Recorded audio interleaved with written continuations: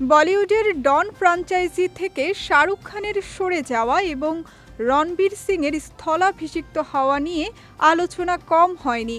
তবে এবার সেই আলোচনা রূপ নিয়েছে আইনি ও আর্থিক সংঘাতে।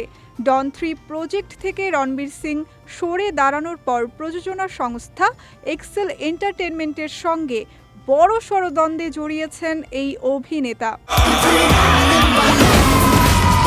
অভিযোগ উঠেছে, রণবীরের কারণে প্রযোজনা সংস্থার প্রায় 40 কোটি টাকার ক্ষতি হয়েছে। ফারহান আখতারের পরিচালনায় ডন 3 ছবির জন্য রণবীর সিংকে চূড়ান্ত করা হয়েছিল। দীর্ঘ সময় ধরে ছবির প্রি প্রোডাকশনের কাজ চলেছে, কিন্তু সম্প্রতি এই প্রজেক্ট থেকে নিজেকে সরিয়ে নেন রণবীর। আর এতেই চটেছে প্রযোজনা সংস্থা এক্সেল এন্টারটেইনমেন্ট।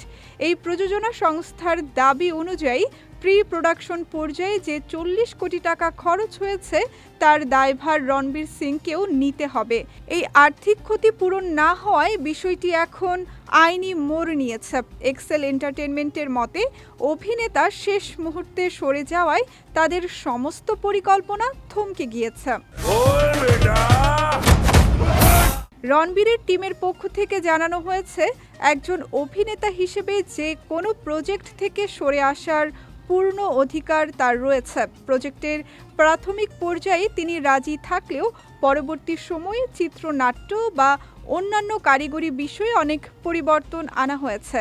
সেই পরিবর্তনের সঙ্গে একমত হতে না পেরেই তিনি সরে দাঁড়িয়েছেন।